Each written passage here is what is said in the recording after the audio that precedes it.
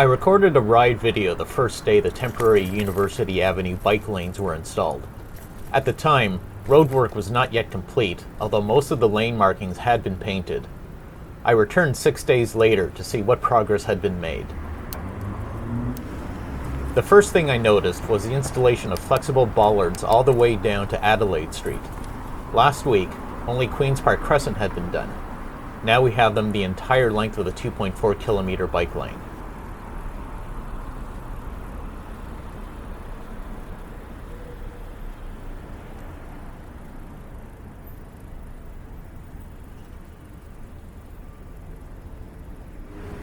The next thing I saw were the completed lane markings, making it clear that cars were not to enter the space adjacent to the bike lane in case they didn't notice the bollards.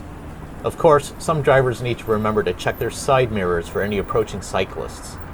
I'm sure this guy would have cut the corner if it weren't for those pedestrians in the crosswalk.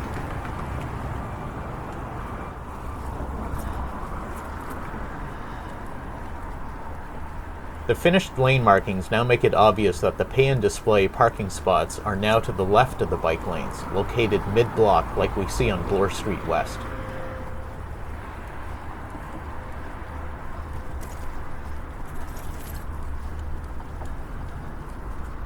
Drivers not being cautious enough when making right turns will still be a problem, though.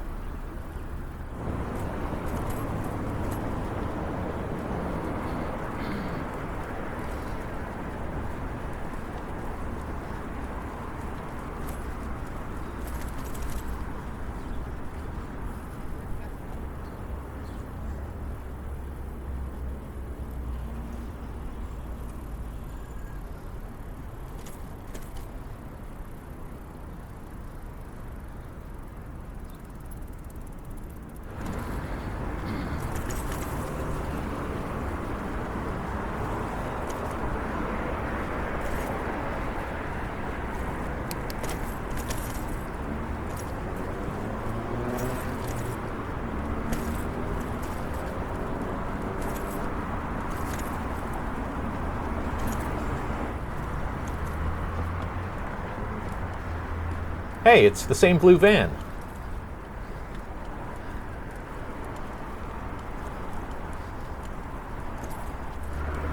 A green bike box has been painted at the hospital driveway entrance, though that doesn't stop some drivers from poking their nose out anyway.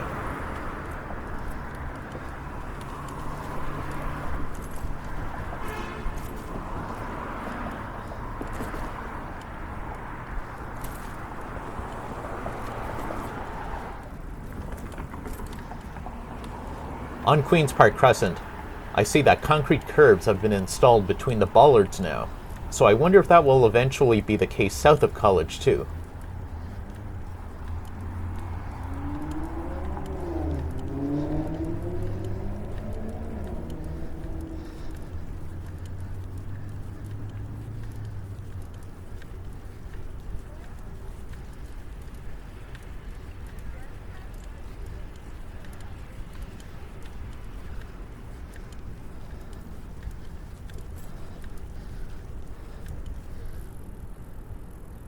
Here's the site of the utility cut repair that happened a few days ago.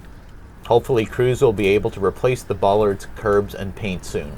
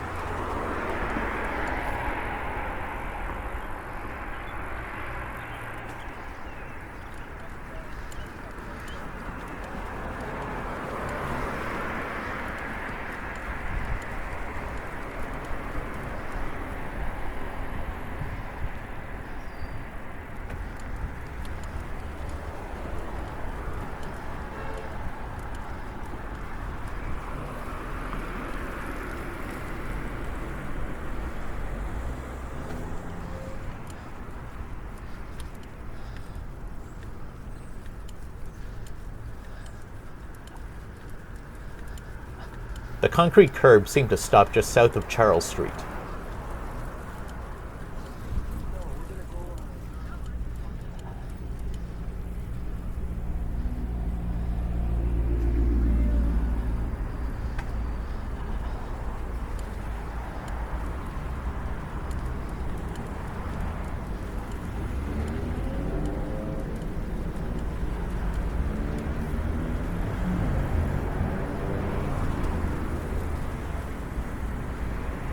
There's now a left turn box at Bloor Avenue, joining up with the existing bike lane on Bloor Street.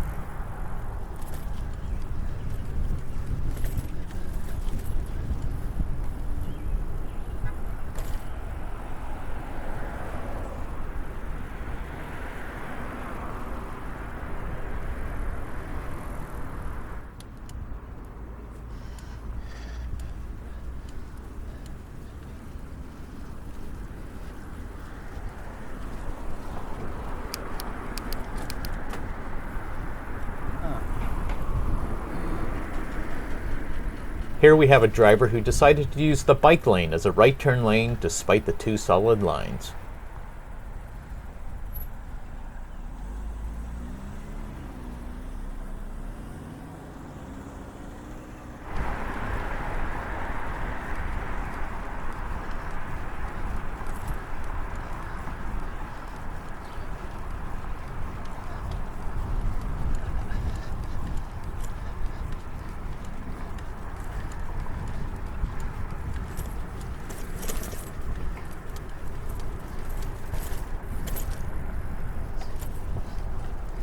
I don't see any concrete curb separating the bike lane on the west side of Queen's Park. It only seems to be on the east side.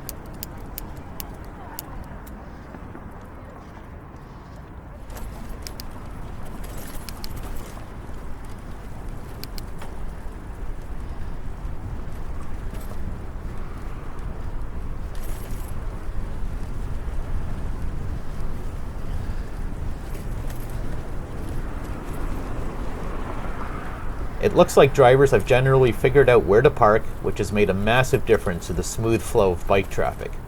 The separation should also prevent dooring accidents.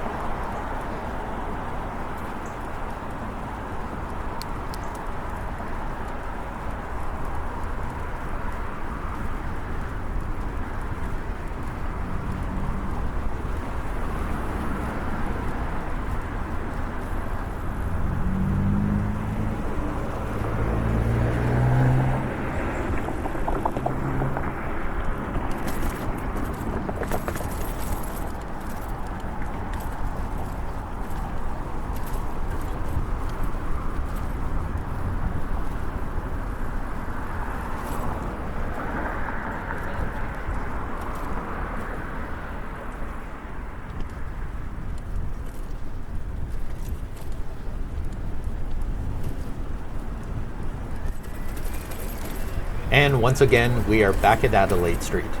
It seems to take about 7 to 8 minutes to travel between Adelaide and Bloor in either direction, including stops for traffic lights.